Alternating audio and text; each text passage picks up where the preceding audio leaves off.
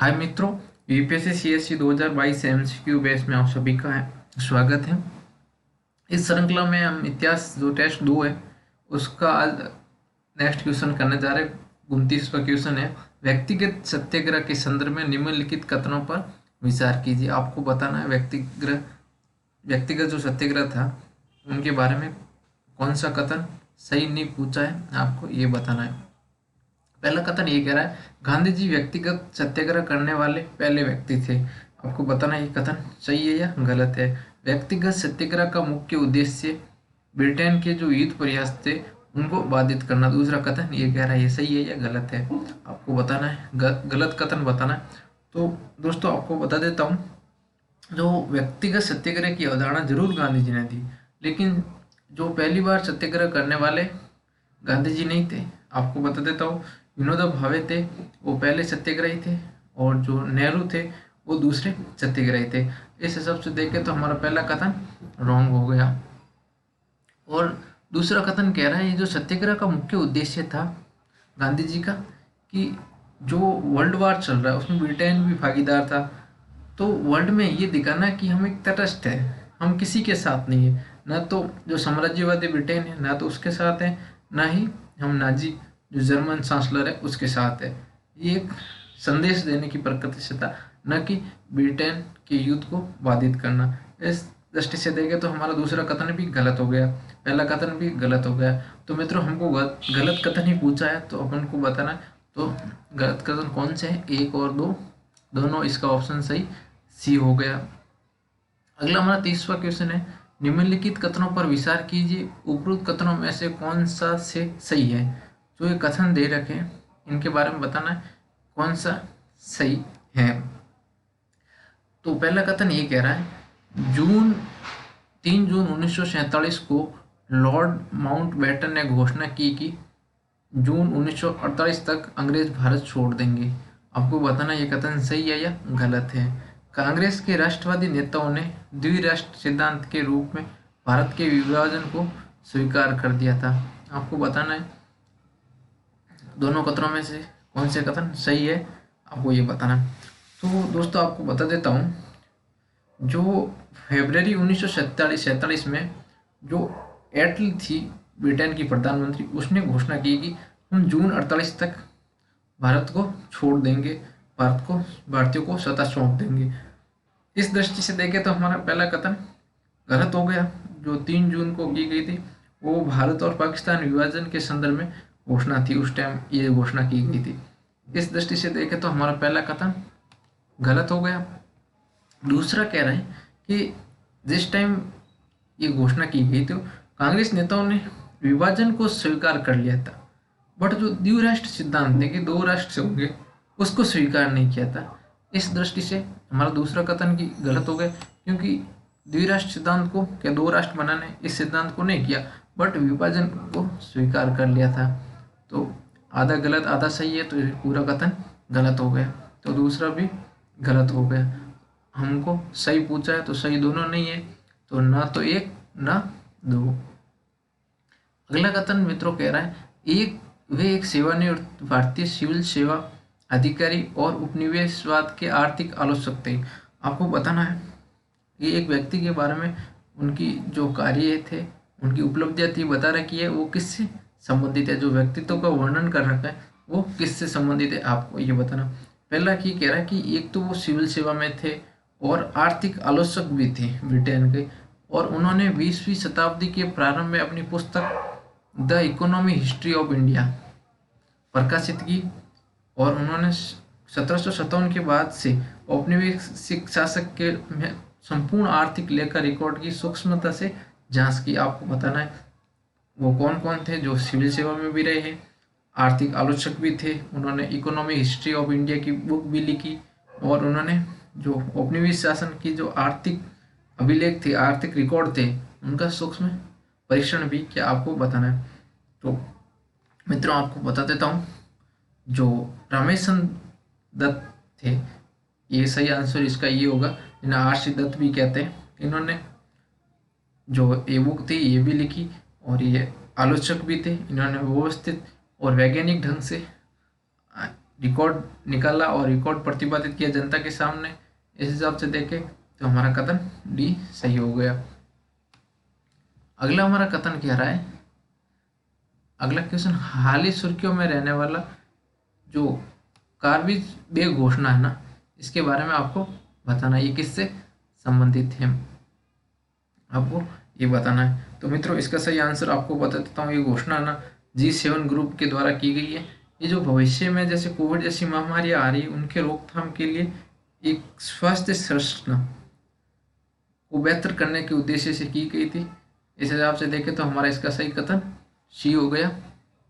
भविष्य की महामारियों से लड़ने और उनकी रोकथाम हेतु बहुपक्षीय स्वास्थ्य संरचना के संवर्धन, जो बहुपक्षीय स्वास्थ्य संवर्धन का विकास करना, स्वास्थ्य इंफ्रास्ट्रक्चर का विकास करना इसका उद्देश्य था। और इसी घोषणा के तहत आपको पता होगा तो 1 बिलियन जो टीके की घोषणा की गई थी G7 देशों के द्वारा, वो भी इसी घोषणा के तहत की गई थी। मित्रों 33वां हमारा क्वेश्चन है, निम्नलिखित घटनाओं को उनके घटित होने के कालक्रम में व्यवस्थित कीजिए। आपको बताना है कौन सी घटना सबसे पहले हुई, कौन सी घटना उसके बाद में, फिर उसके बाद में, फिर उसके बाद में, आपको सही क्रम बताना है। जो 4 घटनाएं दे रखी है इसमें कह रहा, पहला जो नादिर शाह का आक्रमण था वो कब घटा, आपको बताना होगा। दोस्तों आपको बता देता हूँ, जो ये अटैक था ये दिल्ली पे हुआ था, ये 1739 में हुआ था, 1739 में, आपको याद रखना। दूसरा जो बक्सर का अटैक हुआ था, आपको पता ही है, ये कंपनी के शासनकाल के टाइम हुआ था और 1767 में हुआ था। जो पानीपत का तीसरा युद्ध था मराठाओं का, ये 1761 में हुआ था। और जो टीपू सुल्तान का मृत्यु के बारे में कह रहा है, ये कर्नाटक के 4th युद्ध में हुई थी और जो 1799 में हुआ था। तो ये 4th ऑप्शन हमारा सबसे लास्ट में हो गया, 1799 की बात कर रहा है।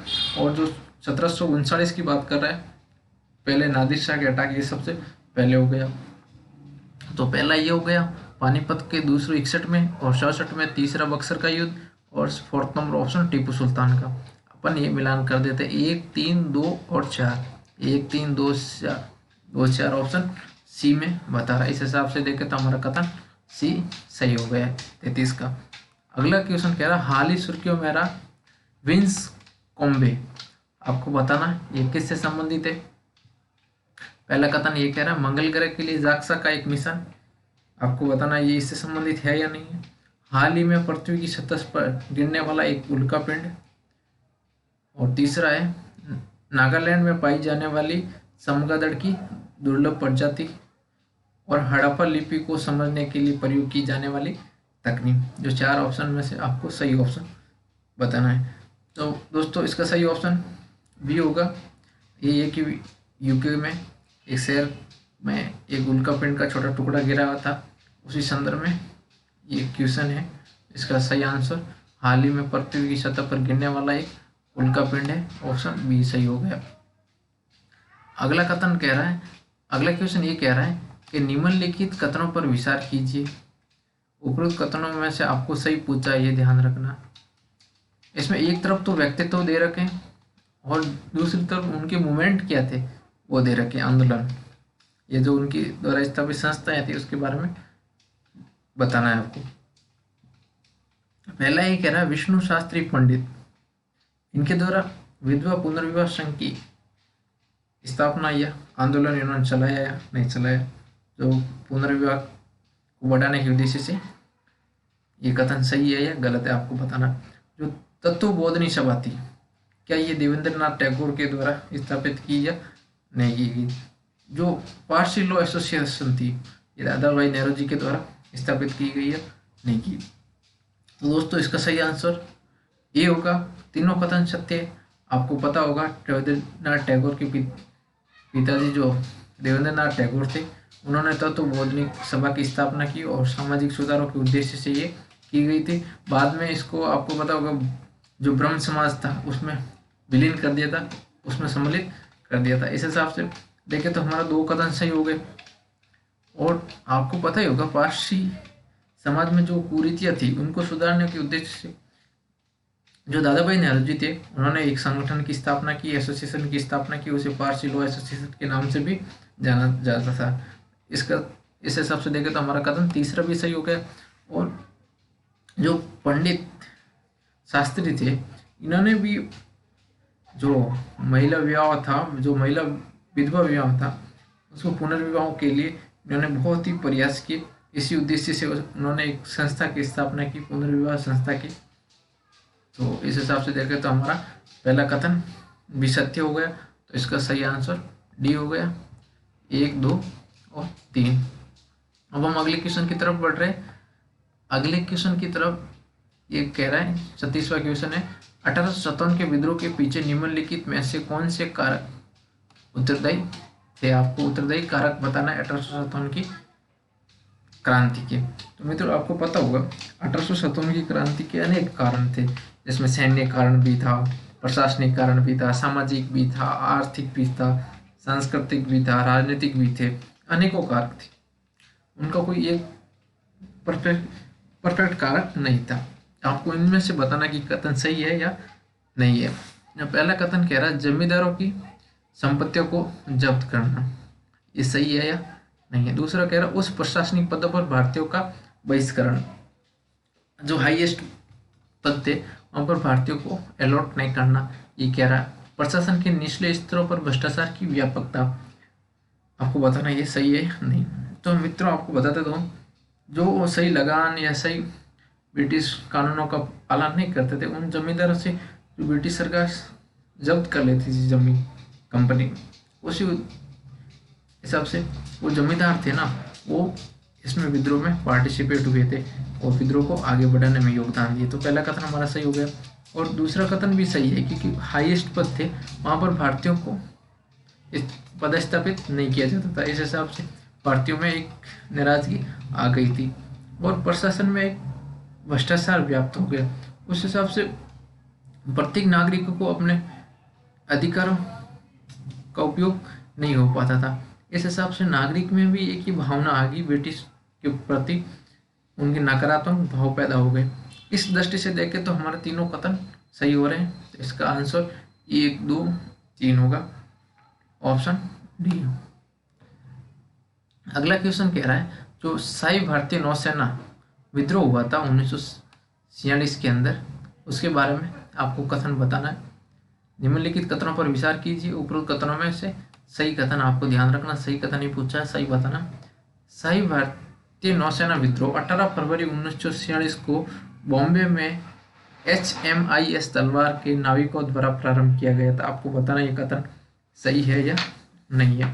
दूसरा कथन ये कह रहा है शाही भारतीय नौसेना विद्रोह के दौरान जहाज के मस्तूल पर अंग्रेज, मुस्लिम लीग और कम्युनिस्ट पार्टियों के झंडे फहराए गए। आपको बताना है सही है या नहीं।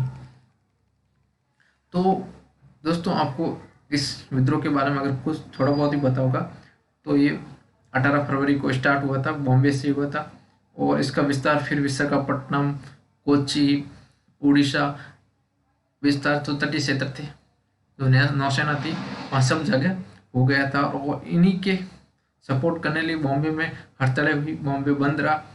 व्यापारिक वर्ग थे, कृषक वर्ग थे, जो श्रमिक वर्ग थे, उन्होंने सबने इनके सपोर्ट में हड़तालें की गई थी।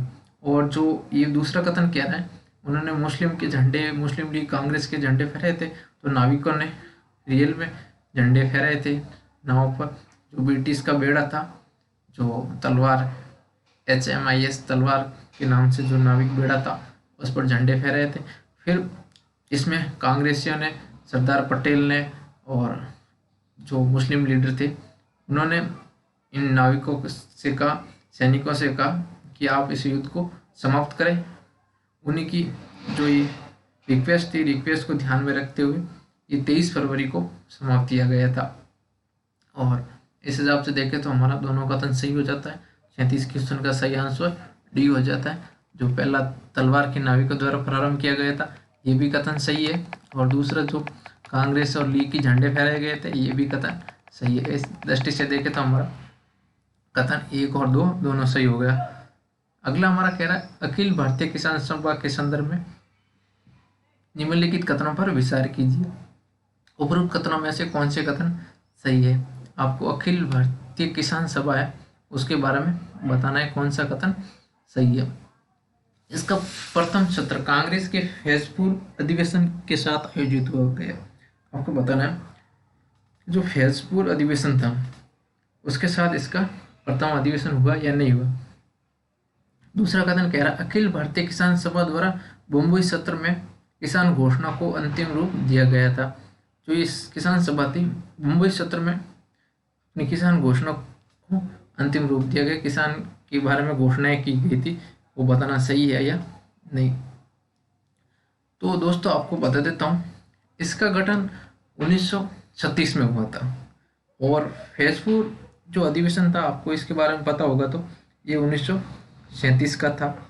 इस दृष्टि से हमारा एक पहला कथन रॉन्ग हो गया। जो रियल में इसकी स्थापना हुई थी वो जो लखनऊ अधिवेशन था कांग्रेस का उस समय हुई थी और इसके अध्यक्ष सहजानंद सरस्वती थे जो बिहार प्रांतीय किसान सभा थी वहाँ के वो अध्यक्ष थे, फिर अखिल भारतीय किसान सभा के अध्यक्ष बने। इस दृष्टि से देखें तो हमारा फैजापुर न होकर लखनऊ अधिवेशन होगा, तो हमारा पहला कथन गलत हो जाएगा।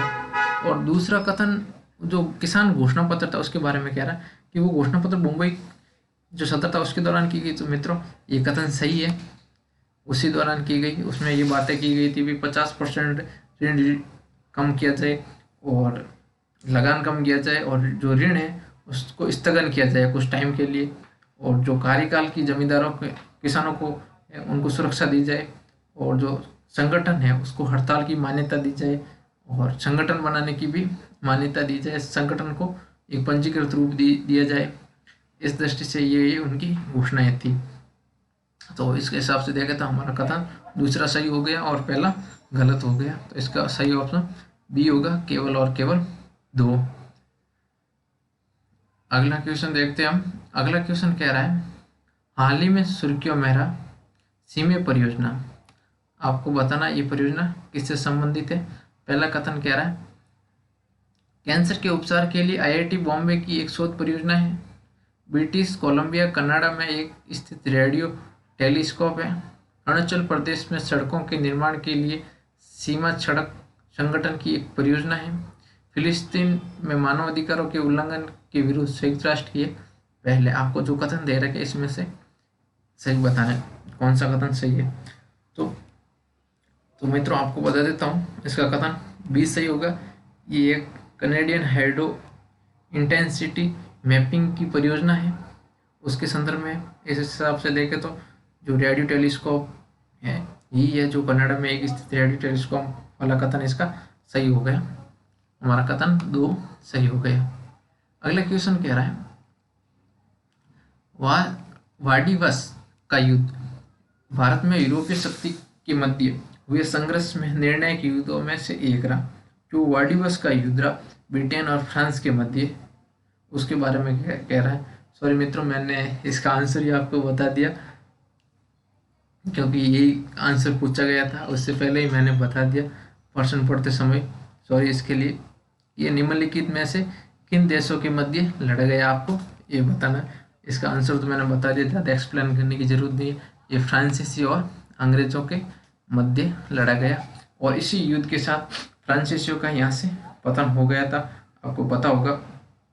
और जो 1763 में ये लड़ा गया था। इसके बाद में एक संधि हुई थी, उस संधि के तहत जो कारखानों और जो फैक्ट्रियाँ वगैरह थी, आदिवासी बस्तियाँ थी फ्रांसीसियों की, उस पर इनका अधिकार रहने दिया गया था और ये फ्रांसीसियों और अंग्रेजों के बीच में था। इसका कथन 20 सही हो गया 40 का उत्तर।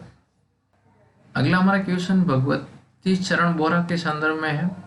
निम्नलिखित कथनों पर विचार कीजिए, उक्त कथनों में से सही कथन कौन सा आपको बताना है भगवती चंद्र बोरा के संदर्भ में। इधर आपको बता देता हूँ भगवती चंद्र बोरा थे, ये भगत सिंह, चंद्रशेखर, सुखदेव के सहयोगी रहे और क्रांतिकारी थे। उनके संदर्भ में आपको पूछा कौन सा कथन सही है।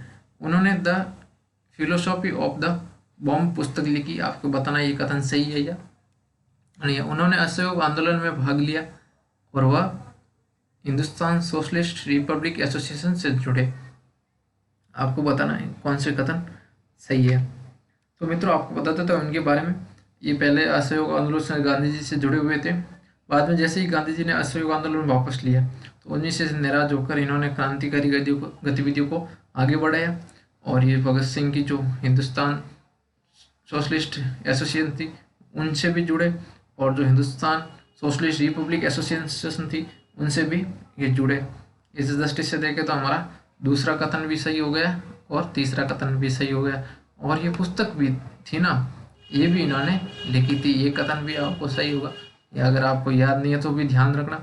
और ये तो आपको पता ही होगा, दो कथन, तो इस हिसाब से देखें तो हमारा तीसरा कथन भी सही हो गया। तो इसका सही आंसर डी हो गया, 1, 2 और 3। अगला कह रहा है निम्नलिखित युग्मों पर विचार कीजिए, उपरोक्त युग्मों में से कौन सा कथन सही सुमेलित है, आपको बताना है। एक साइड विद्रोह दे रखे और दूसरे साइड उसका क्षेत्र दे रखा भूभाग। वो विद्रोह कहाँ हुए थे? पहला दे रहा दक्कन के दंगे, मोपला विद्रोह और बारदोली आंदोलन, तेलंगाना, महाराष्ट्र और गुजरात। आपको बताना है मित्रों, आपको ये तो कंफर्म ही है कि जो बारदोली का आंदोलन था वो गुजरात में हुआ। इस दृष्टि से देखें तो हमारा तीसरा कथन सही हो गया। अब दक्कन विद्रोह के बारे में आपने थोड़ा बहुत ही पढ़ा होगा, तो ये आपको पता होगा ये तेलंगाना में ना होके ये महाराष्ट्र में था। इस दृष्टि से देखें तो हमारा पहला कथन गलत हो गया।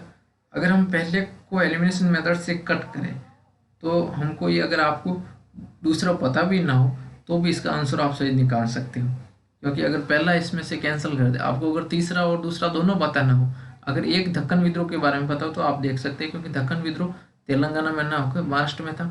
इस दृष्टि से देखें तो हमारा कथन भी सही हो गया। और मोपला विद्रोह के बारे में आपको थोड़ा बहुत बता देता हूँ। ये विद्रोह मालाबार तट पर हुआ था। मालाबार क्षेत्र में जो केरला वगैरह ये ना, केरला कर्नाटक का जो दक्षिणी भाग, इस क्षेत्र में हुआ था।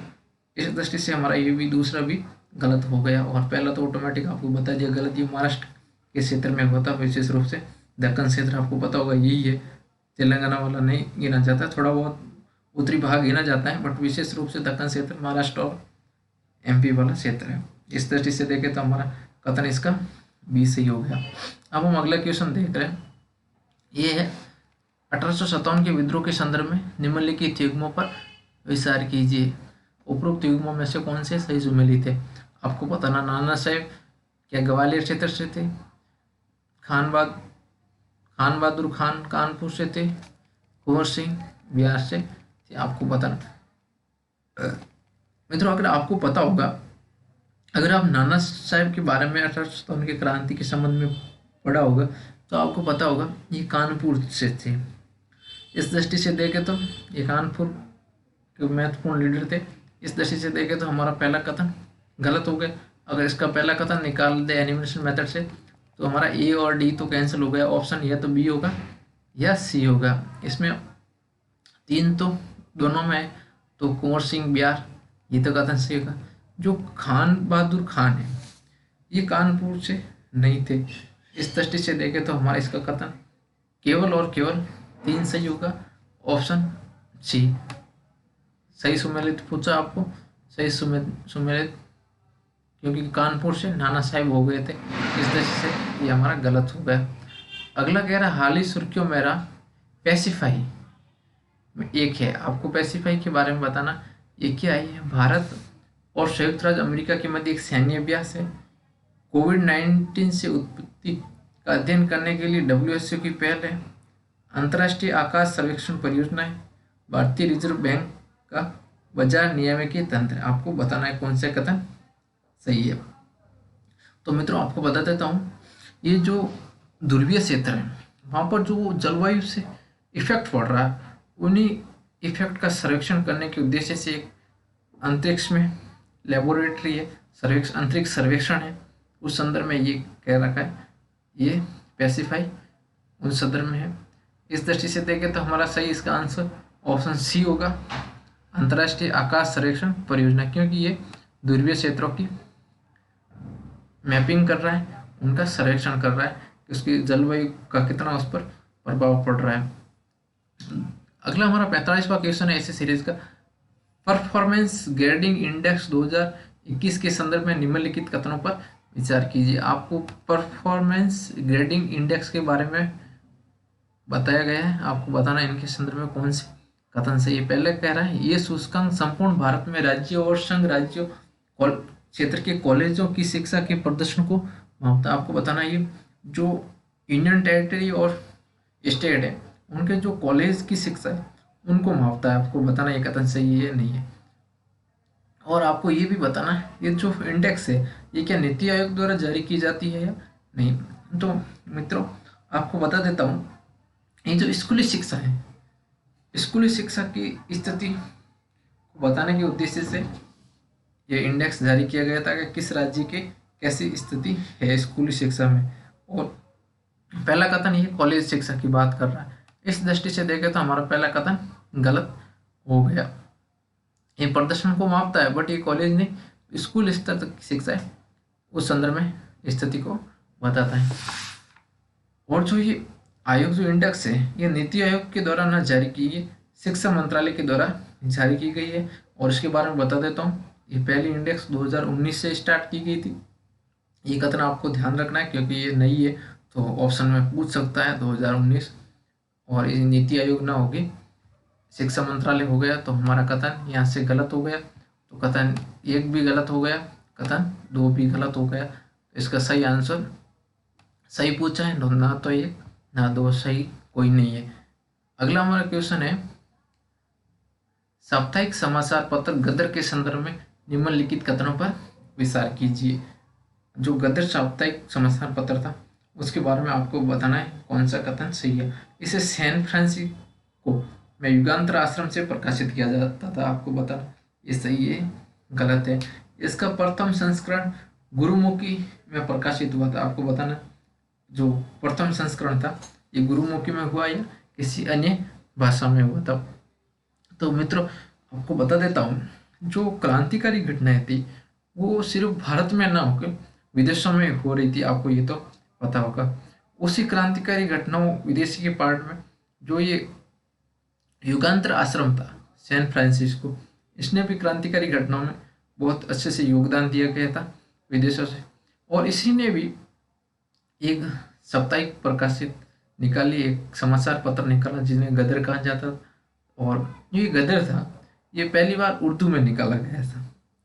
इस दृष्टि से देखें तो हमारा जो प्रथम संस्करण गुरुमुखी की बात कर रहा है, गुरुमुखी का प्रथम संस्करण ना होकर द्वितीय संस्करण निकाला, वो गुरुमुखी में निकाला गया था।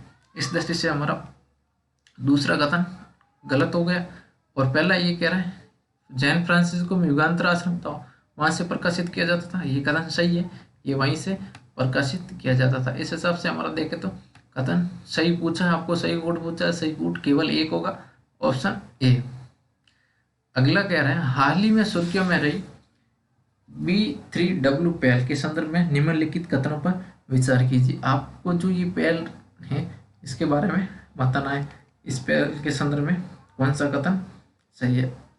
इसकी फुल फॉर्म आपको बता देता हूँ, बिल्ड बैक बेटर वर्ल्ड, ये है इसकी फुल फॉर्म। ये किसके द्वारा शुरू की गई थी और इसका क्या उद्देश्य थे ये भी बताना आपको। और ये कथन सही है, इनमें दोनों कथनों में से सही कथन आपको बताना। पहला कह रहा है जो ये B3W पहल है ये निम्न और मध्य आय वाले जो देशों के अवसरणात्मक जरूरतों को पूरा करने के उद्देश्य से आपको बताना ये कथन सही है या गलत है। ये आसियान समूह के सदस्य देशों के बीच साझेदारी है। अब दूसरा कथन ये कह रहा है कि जो आसियान देश है इनके मध्य ये परियोजना है, आपको बताना है कौन सा कथन सही है। तो दोस्तों आपको बता देता हूँ जो चाइना की BRS प्रोजेक्ट है इन्हीं के प्रतिरोध के लिए, इन्हीं को प्रतिस्पर्धा के उद्देश्य से जो G7 वर्ल्ड है उन्होंने एक ऐसी परियोजना का विकास किया कि हम जो निम्न स्तरीय और निम्न आय वाले देश हैं वहाँ पर अवसंरचना का विकास करेंगे। इसी उद्देश्य से इन्होंने ये परियोजना की। तो अवसंरचना उद्देश्य की जरूरतों को पूरा करने के उद्देश्य से तो पहला कथन हमारा सही हो गया। और ये आसियान में ना होकर ये G7 देशों में है। इस दृष्टि से देखें तो हमारा दूसरा कथन गलत और पहला सही हो गया। इसका सही आंसर 1 होगा, केवल और केवल ए। अब हमारा 48वां क्वेश्चन है 1946 में गठित भारत की अंतरिम सरकार के संदर्भ में निम्नलिखित कथनों पर विचार कीजिए। पहला कथन ये है इसका गठन सितंबर 1946 में हुआ, जिसमें केवल कांग्रेस के सदस्य थे। दूसरा कथन ये कह रहा है राजेंद्र प्रसाद अंतरिम सरकार के वास्तविक और स्थायी अध्यक्ष थे। तीसरा कथन ये कह रहा है मुस्लिम लीग ने कभी भी अंतरिम सरकार में भाग नहीं लिया। उपरोक्त कथनों में से कौन सा कथन सही है आपको बताना है। तो अगर मित्रों अंतरिम सरकार के बारे में आपने थोड़ा बहुत ही पढ़ा होगा, आपको ये तो कन्फर्मली होगा कि मुस्लिम लीग ने पहले भाग नहीं लिया, लेकिन बाद में बेवेल के प्रयासों से इसमें भाग लिया था। तो इस दृष्टि से देखें तो हमारा कथन बी और डी तो ऑटोमेटिक कैंसिल हो गया, या तो ऑप्शन सही ए होगा या सी होगा। तो ए तो दोनों में आ रहा है, इसका इस दृष्टि से देखें तो हमारा पहला कथन सही हो गया, सितंबर में हुई थी और इसमें केवल कांग्रेस के सदस्य थे। और आपको ये भी पता होगा इसके जो अध्यक्ष थे वो राजेंद्र प्रसाद थे। इस दृष्टि से देखें तो हमारा दूसरा कथन भी सही हो गया। तो तीसरा कथन गलत और पहला और दूसरा सही हो गया, तो इसका सही आंसर ए होगा, केवल एक और दो। मित्रों इसी के साथ हमारी श्रृंखला आज की समाप्त होती है। और साथ ही में वीडियो को लाइक करें, शेयर करें और चैनल को सब्सक्राइब करें। Thank you.